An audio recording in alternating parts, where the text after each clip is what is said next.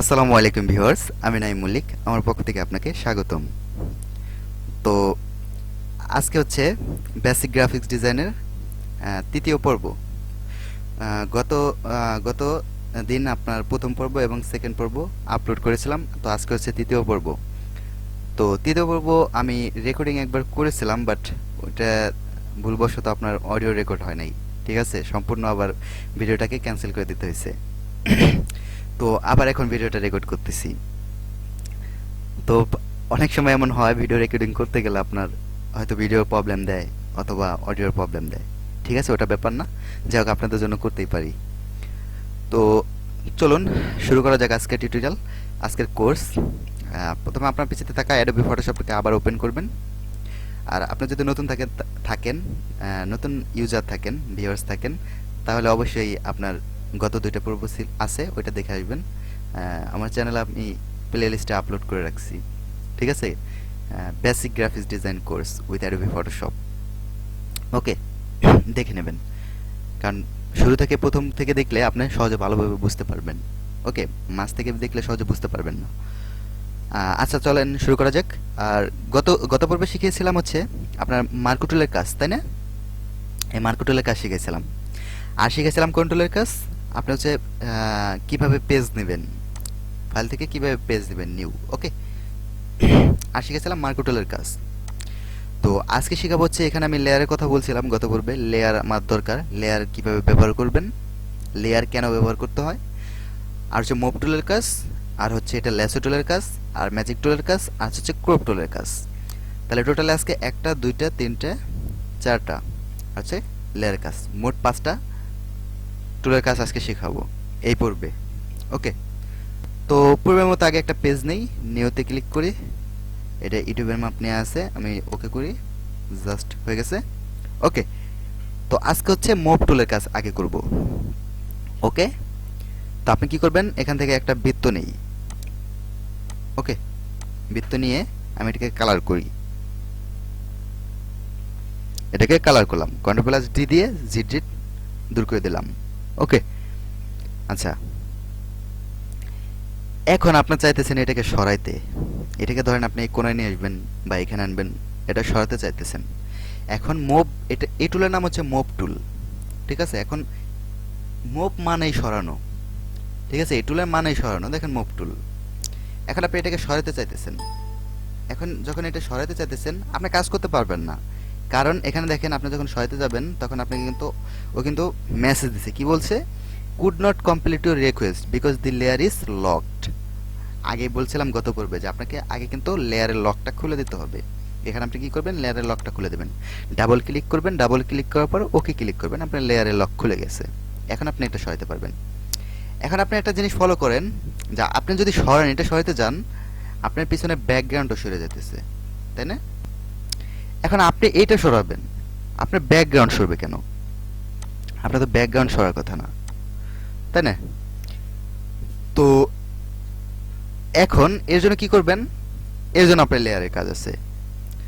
Layer মানে graphics ডিজাইনে প্রত্যেকটা অংশকে আলাদা আলাদাভাবে কাজ করার জন্য হচ্ছে লেয়ার ব্যবহার করা হয়। ঠিক আছে, এখন দেখেন কিভাবে লেয়ার ব্যবহার করবেন। আমি এটা ব্যাক স্পেস দিয়ে কেটে বেরোয় যাইতেছি। আপনি কি করবেন, Ctrl+Alt+Z দিলে এক ধাপ করে পিছনে চলে যাবে। যাক, আমি একবারে পিছনে চলে আসলাম। এখন আমি কি করব, এটা লক খুলে দেই আবার। ওকে, এটা তো লক হয়ে গেছে, আগে অবস্থায় চলে আসছে, লক খুলে দিলাম। আমি কি করব, এই ব্যাকগ্রাউন্ড কিন্তু আমার এই যে একটা লেয়ারে আছে, তাই না?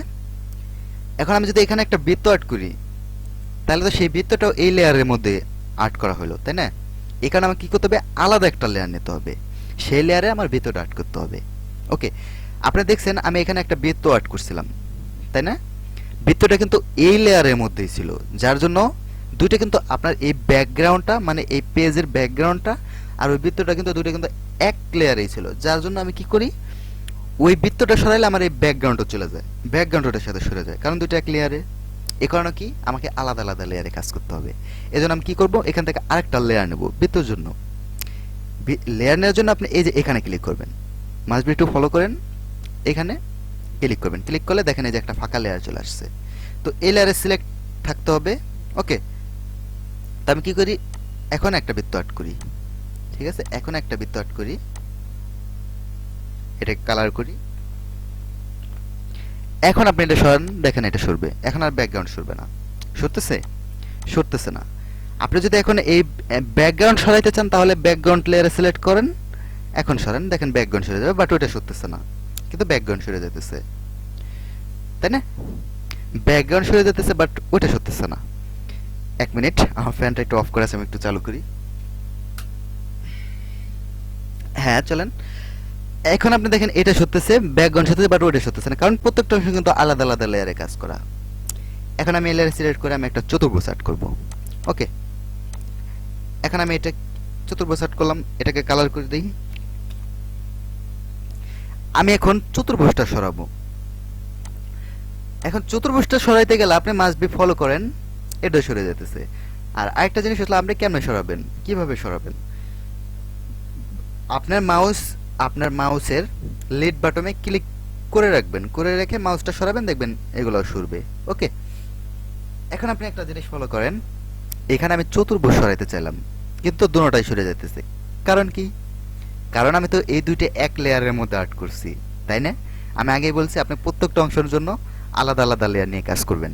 এক লেয়ারের মধ্যে নিয়ে কাজ করলে কি হবে না, তাহলে দুটো অংশ সরাইতে আপনি এক লেয়ারে যদি 10টা অপশন থাকে, 10টা আর্ট থাকে, একটা লেয়ার সরাইলে আপনার 10টা জিনিস সহ সরে যাবে।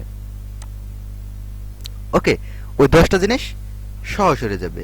এই কারণে আপনি কি করবেন, আলাদা আলাদা লেয়ারে কাজ করবেন। তাহলে আমি এই চতুর্ভুজটাও আলাদা একটা লেয়ারে কাজ করব। আমি চতুর্ভুজটা ব্যাক স্পেস দিয়ে বেরিয়ে গেলাম। এখন আমি চতুর্ভুজটার জন্য আলাদা একটা লেয়ার নেই। ওকে, এখন আলাদা একটা লেয়ার নিচ্ছি। এখন আমি চতুর্ভুজ আর্ট করি। এখন দেখেন, আপনি মুভ টুল সিলেক্ট করেন, আপনি এটা সরাতে চান, এখন এটা এটার মতো সরতেছে। এখন আপনি এটা সরাবেন কেমনে? আপনি যেখানে ক্লিক করেন এটা সরতেছে, কারণ এটা লেয়ার।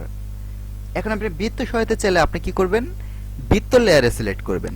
এই বৃত্ত লেয়ারে সিলেক্ট করলাম, এখন আপনি বৃত্ত সরাতে পারবেন।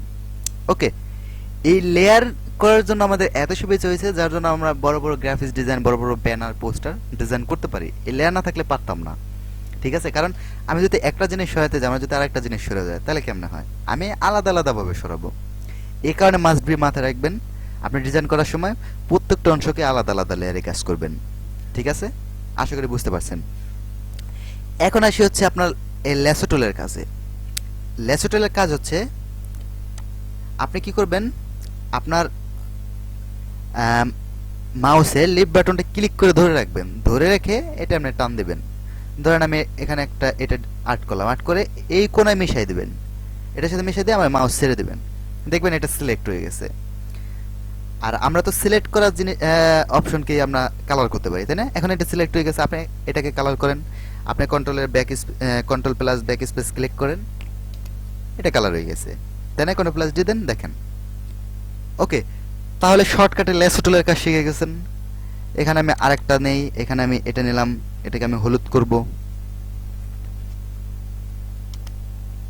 এটাকে আমি হলুদ করে ফেললাম। ওকে, এখন আপনি একটা জিনিস ফলো করেন, এই লেখা, এই আর্টটা এই আর্টের নিচে পড়ে গেছে, তাই না? কারণ কেন? কারণ এই লেয়ারটা, এই আর্টটা আমি যেটা করছি সেই লেয়ারটা কিন্তু দেখেন চতুর্ভুজের নিচে, আমি এই লেয়ার আর্ট করছি, তাই না? আর চতুর্ভুজের লেয়ারটা কিন্তু ওই লেয়ারের উপরে, যার জন্য চতুর্ভুজটা এটার উপরে আসছে। এখন আপনি চাইতেছেন যে আপনি এটা নিচে দেবেন, এটা উপরে আনবেন, তাহলে আপনি কি করবেন, এই লেয়ারটা এই লেয়ারের নিচে নিয়ে আসবেন, কারণ এই আর্টটা তো আপনার এই লেয়ারে করা, তাই না? আপনার মাউস পয়েন্টার দিকে খেয়াল করেন, এই লেয়ারে করা, তাই না? এখন আপনি এই লেয়ারটা কি করবেন, চতুর্ভুজের লেয়ারটা এটা নিচে নিয়ে আসবেন। এখন দেখেন এটা উপরে চলে আসছে, কারণ এখন এই আর্টটা লেয়ার উপরে চলে আসছে, চতুর্ভুজের লেয়ার নিচে চলে গেছে, যার জন্য চলে আসছে। তো এভাবে লেয়ারে কাজ করবেন। আশা করি বুঝতে পারছেন। তাহলে কি বুঝতে পারলেন? মুভ টুলের কাজ, ল্যাসো টুলের কাজ, আর হচ্ছে লেয়ারের কাজ। এখন শিখবেন হচ্ছে আপনার ম্যাজিক টুলের কাজ। ম্যাজিক টুলের কাজ হচ্ছে অটোমেটিক্যালি সিলেক্ট করা। ধরেন আপনার এখানে যে সম্পূর্ণ আপনি এই পেজে সিলেক্ট করেন, যেহেতু পেজের এটা করবেন, এখানে সম্পূর্ণ সাদা কালার আছে, তাই না? এক মিনিট, আচ্ছা এখানে আমি চতুর্ভুজে এটাই যাই, না সরি আমি এটাই যাই, এই লেয়ারে যাই। এখন দেখেন আমি এখানে এটা ক্লিক করার সাথে সাথেই এই পুরোখানে সিলেক্ট হয়ে যাবে, কারণ ও একটা কালার পাইছে। ধরেন আপনি এই হলুদটাই দেওয়ার সাথে সাথে পুরো হলুদটাই সিলেক্ট হয়ে যাবে, আর কোনো জায়গায় সিলেক্ট হবে না, এই পুরো হলুদটাই সিলেক্ট হয়ে যাবে। ম্যাজিক টুলের কাজ হচ্ছে আপনি একটা কালার উপরে সিলেক্ট করবেন, ওই কালারের যতটুকু অংশ আছে পুরো অংশকে সিলেক্ট করে ফেলাবে অটোমেটিক্যালি। ধরেন এই হলুদ কালারের সাথে সিলেক্ট করার সাথে দেখেন হলুদের পুরো অংশ সিলেক্ট হয়ে গেছে অটোমেটিক্যালি। আর সিলেক্ট করে এখন আপনি এটাকে কালার চেঞ্জ করতে চাইতেছেন, আপনি কালার করলেন, দেখেন ওইটা কালার করে ফেলান যায়। ঠিক আছে, তো এই ম্যাজিক টুলের কাজ হচ্ছে অটোমেটিক্যালি সিলেক্ট করা। আর ইউ আন্ডারস্ট্যান্ড, ম্যাজিক টুলের কাজ হচ্ছে অটোমেটিক্যালি সিলেক্ট করা, একটা কালারকে অটোমেটিক্যালি পুরোটুকু সিলেক্ট করে দিবে। তো যাই হোক, এবার হচ্ছে আপনার ক্রপ টুলের কাজ। ক্রপ মানে আপনারা অনেকে জানেন, আপনারা অনেকে মোবাইল চালাতে থাকলে মোবাইল আপনি এডিট করছেন। ক্রপ টুলের কাজ হচ্ছে কাটা।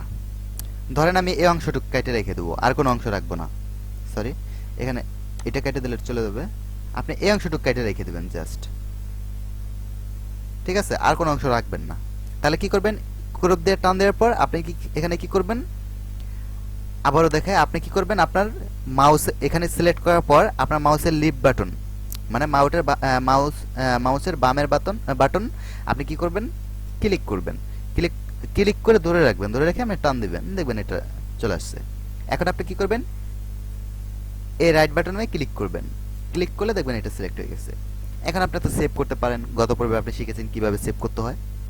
ফাইল, সেভ এসে ক্লিক করে আপনি আপনার ফরম্যাট সিলেক্ট করবেন, সেভ হয়ে যাবে।